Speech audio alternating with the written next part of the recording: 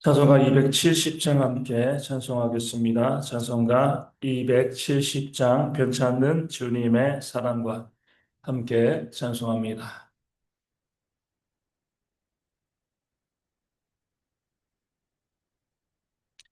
찬송가 270장 변찮는 주님의 사랑과 함께 찬양하겠습니다.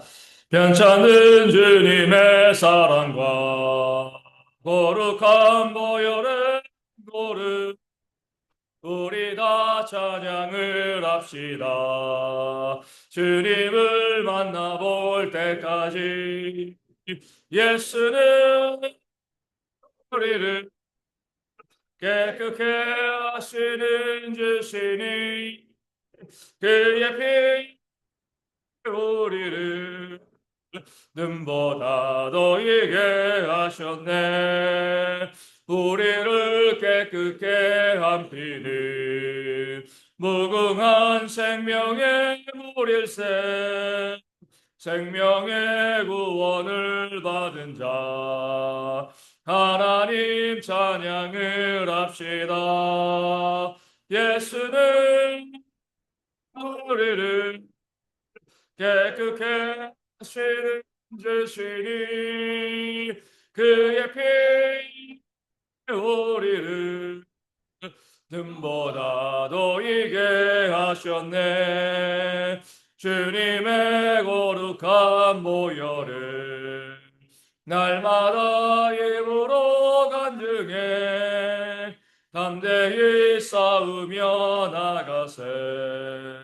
천국에 들어갈 때까지 예수는 우리를 깨끗게 하시는 주시니 그의 피 우리를 눈보다 더이게 하셨네. 십자가 단단히 붙잡고 날마다 이기며 나가세. 머리에 면류관 쓰고서 주 앞에 찬양할 때까지 예수는 우리를 깨끗게 하시는 주시니 그의 피 우리를 눈보다 더이게 하셨네. 아멘. 사도신경으로 우리의 신앙을 함께 고백하겠습니다. 나는 전능하신 아버지 하나님 천지의 창조주를 믿습니다.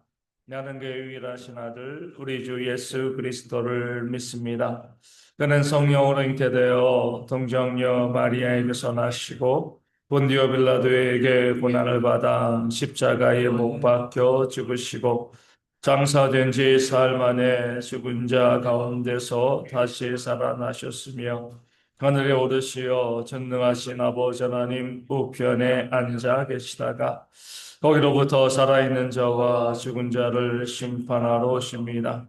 나는 성령을 믿으며 거룩한 공교회와 성도의 교제와 죄를 용서받는 것과 몸의 부활과 영생을 믿습니다.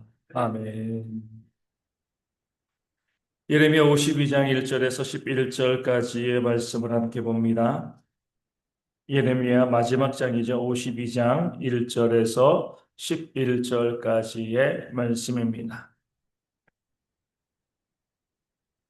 말씀을 제가 읽어드리겠습니다. 시드기야가 왕위에 오를 때의 나이가 21세라 예루살렘에서 11년 동안 다스리니라. 그의 어머니의 이름은 하무달이라 림나인 예레미야의 딸이더라. 그가 여호와의 김의 모든 행위를 본받아 여호와 보시기에 악을 행한지라. 여호와께서 예루살렘과 유다에게 진노하심이 그들을 자기 앞에서 쫓아내시기까지 이르렀더라. 시드기야가 바벨론 왕을 배반하니라. 시드기야 제9년 열째 달 열째 날에 바벨론 왕 느부갓네살이 그의 모든 군대를 거느리고 예루살렘을 치러 올라와서 그 성에 대하여 진을 치고 주위에 토성을 쌓음에 그 성이 시드기야 왕 제11년까지 포위되었더라. 그의 넷째 달 9일에 성중에 기근이 심하여 그 땅 백성의 양식이 떨어졌더라. 그 성벽이 파괴되매 모든 군사가 밤중에 그 성에서 나가 두 성벽 사이 왕의 동산 견문길로 도망하여 갈대아인들이 그 성읍을 에워쌌으므로 그들이 아라바 길로 가더니 갈대아 군대가 그 왕을 뒤쫓아가서 여리고 평지에서 시드기야를 따라잡음에 왕의 모든 군대가 그를 떠나 흩어진지라. 그들이 왕을 사로잡아 그를 하맛 땅 라블리에 있는 바벨론 왕에게로 끌고 가매 그가 시드기야를 신문하니라. 바벨론 왕이 시드기야의 아들들을 그의 눈앞에서 죽이고 또 리블라에서 유다의 모든 고관을 죽이며 시드기야의 두 눈을 빼고 노사슬로 그를 결박하여 바벨론 왕이 그를 바벨론으로 끌고 가서 그가 죽는 날까지 오게 가두었더라. 아멘.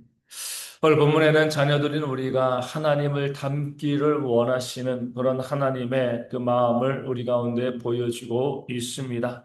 2절 말씀에 그가 여호야김의 모든 행위를 본받아 여호와 보시기에 악을 행한지라고 나와 있습니다. 그는 시드기야 왕이죠. 남유다의 마지막 왕입니다. 여호야김은요, 그 시드기야의 형입니다. 친형이에요. 시드기야는 다른 사람이 아니라 자기의 형인 여호야김을 본받았습니다. 근데 문제는요, 이 여호야김이 하나님 보시기에 악한 사람, 악한 모습을 보여왔다는 겁니다. 그런 죄를 범하고 하나님을 배반하고 우상을 숭배하는 그런 악한 삶을 살아가다가 결국 나라가 망하고 또 죽게 되었습니다. 그런 형을 보게 되어지면, 아, 그래, 나는 저렇게 살지 말아야지. 나는 그 죄악된 삶에서 돌이켜야지. 당연히 그래야 되는데 이 시드기야는요, 형이 악을 행하다가 죽임을 당한 망한 그 모습을 바라보면서도 그 형을 본받았다가 그 형의 모든 행위를 따라 했다가 결국 그 형처럼 망하게 되어지는, 죽게 되어지는 그런 일들을 오늘 본문은 우리 가운데 보여주고 있습니다.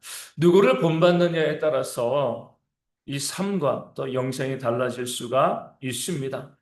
우리 사람들은 어쩔 수 없이 다른 사람들을 본받으며 자신의 삶을 살아갑니다. 그럴 때 내가 본받는 대상이 누구이냐, 여기에 따라서 내 삶의 복과 화가 결정이 되어지는 거죠. 그래서 성경을 통해서 보면 북이스라엘의 모든 왕들은요, 여로보암의 길을 따랐습니다. 그 북이스라엘 첫 번째 왕인 그 여로보암의 그 악한 길을 계속 본받았기 때문에 그 나라가 결국에는 아수르에게 멸망당하게 되었습니다. 남유다는요, 보다 정확하게 보여줍니다. 그 남유다의 왕에는요, 다윗의 길을 따랐던 사람들도 있었고요, 또 여로보암의 길을 따랐던 사람들이 있었습니다. 다윗의 길을 따랐던 그런 왕들, 그 다윗을 본받았던 그 왕들의 시대에는 그 나라에 하나님의 복이 임하였지만, 북이스라엘의 그 여로보암의 악을 따랐던 그 왕들이 있을 때는요, 결국 그 나라가 무너지고 상처받고요, 결국 그런 왕들로 인하여서 멸망당하는 그런 일들이 일어나게 되어진 것입니다. 좋은 믿음의 본을 따르게 되어지면 하나님께서 주시는 복을 받아 누리게 되어 있습니다. 가장 좋은 믿음의 본은 누구죠? 우리 예수님이시죠. 그렇죠? 예수님을 따라서 예수님을 본받게 되었을 때 당연히 하나님께서 우리의 삶에 복된 것으로 채워 주시는 겁니다. 사도 바울은 내가 그리스도를 본받는 자 된 것 같이 이렇게 이야기합니다.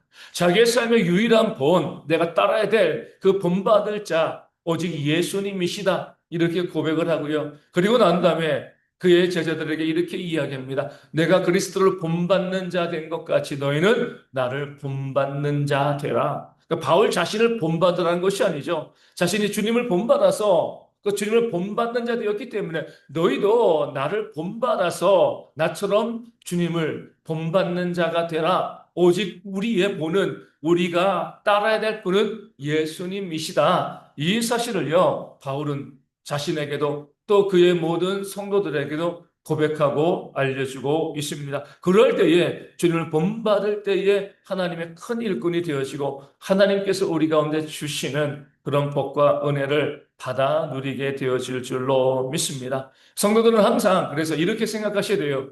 자주 말씀드리지만 예수님이라면 어떻게 하실까? 이런 마음을 가지고 살아가야 하는 겁니다. 그러기 위해서는요, 당연히 예수님에 대해서 잘 알아야죠. 성경을 통해서 예수님이 어떤 분인가 잘 알고요. 그 예수님처럼 살아가는 예수님을 본받는 모습이 우리 가운데 있을 때에 우리 가운데 하나님의 은혜가 임하게 되어지는 겁니다. 말을 할 때도 예수님이라면 이 상황에서 어떤 말씀을 하실까? 그러니까 내가 생각나는 대로 내 감정대로 이야기하는 것이 아니라 예수님이시라면 이 상황 가운데 어떻게 말씀하실까? 아, 주님이라면 성경을 통해서 봤을 때 이렇게 말씀하시겠지. 그러니까 주님처럼 말하는 모습이 있어야 됩니다. 행동하고 결정할 때도 마찬가지죠. 우리 예수님이시라면 이 상황 가운데 어떻게 행동하고 어떻게 결정하실 것인가? 물론 이제 죄된 우리의 삶을 주님께서 살아가지 않으시지만 어찌되었건 우리가 결정하고 행동할 때 우리 예수님이시라면 우리 주님이시라면 이 상황 가운데 어떻게 결정하시고 어떻게 행동하실까? 묵상하고요. 주님께서 그렇게 행동하시고 결정하시는 것처럼 살아갈 때 사람들은 우리를 통하여서 예수님을 볼 수 있게 되어지는 거죠. 그게 진짜 성도의 복받는 성도의 삶이 되어지는 줄로 믿습니다. 우리 모든 성도가 예수님처럼 살아갈 수 있도록 예수님을 본받고요. 예수님처럼 말하고 행동하는, 결정하는 그 삶을 살아갈 수 있도록 그것을 통하여서 우리 가운데 부어주시는 하나님의 놀라운 복이 넘치게 우리와 우리 가정과 이 교회 가운데 임할 수 있도록 우리가 함께 기도하기를 원합니다. 오늘 본문에서 우리가 주목해야 될 구절은요. 3절에 나온 시드기야가 바벨론 왕을 배반하니라는 말씀입니다. 바벨론을 섬기다가 배반하게 되어지고 그렇기 때문에 그 바벨론에 의해서 멸망당하게 되었습니다. 배신자의 최후를 보여주는 거죠. 배반하는 이유는요, 자기 이익을, 자기 욕심을 따르기 때문에 그래요. 삶의 기준이요, 내 욕심, 내 이익에 있게 되어지면 신의를 지키지 않게 되어지는 겁니다. 믿음도 없어지는 거죠. 그 대표적인 사람이 가룟 유다잖아요. 그 욕심 때문에 얼마 안 되는 은30 그 한 사람의 몸값 때문에 그것을 얻기 위해서요, 예수님을 배반하고 예수님을 팔아 넘겼습니다. 그로 인하여서 그는 비참한 최후를 맞게 되어 진 거죠. 얼마 전에 뭐 그런 뉴스가 났습니다. 뭐 요즘도 시장에서는 뭐 장사하느라고 바쁘니까 개를 들고 있는 사람이 참 많이 있다고 합니다. 수십억 원의 갯돈을 가지고 도망을 한 거예요. 뭐 몇 년 한 것도 아니고 오랜 기간 개를 유지했고요. 또 이제 이 젊은 여자, 어떤 이제 그 상인의 또 며느리였는데 사람들에게 너무나 좋은 사람, 너무나 착한 사람, 인사성도 밝고 다 좋은 평가를 받은 사람인데 뒤에서 공작을 하고 작업을 하고 수십억 원의 갯돈을 가지고 도망을 갔죠. 뭐 어떻게 되겠습니까? 구속되어서 감옥에 들어갈 수밖에 없는 거죠. 그 인생이 무너져 버린 겁니다. 내 이익을 앞세우게 되어지면, 내 욕심을 앞세우게 되어지면요, 배신하고 배반하게 되어집니다. 근데 문제는 그 배신의 끝이요, 비참하다는. 가룟 유다도 그 사실을 보여주고 있는 거잖아요. 우리는 믿음의 사람입니다. 신의가 있는 거죠. 믿음에 따라 살아가는 것, 신의를 지키는 겁니다. 배신을 하면 당장의 유익을 얻을 수는 있습니다. 하지만 결국 망하는 거죠. 시류를 보면서요, 이익을 추구하는 것이 아니라 진리의 길에 온전히 머물러 있는, 그러니까 기꺼이 손해볼 수 있는, 손해보더라도 배신하지 않고요, 믿음을 지키는 그런 모습들이 우리 가운데 있어야 할 줄로 믿습니다. 우리 폴리갑이란 이 초대의 교부가 있습니다. 우리 사도 요한의 제자라고도 이야기되어지는데 그가 하나님 믿는 것 때문에 이 잡혀서 화형을 당하게 될 때 총독이 그 폴리갑을 너무나 아껴서 이야기합니다. 지금이라도 예수님을 배반하면 너를 살려주겠다. 네, 폴리갑이 이야기합니다. 내가 주님을 믿고 난 다음에 한 번도 주님은 나를 배반하지 않으셨는데 내가 어떻게 주님을 배반할 수 있겠습니까? 그리고 기꺼이 그 화형의 형벌을 받아 들였습니다.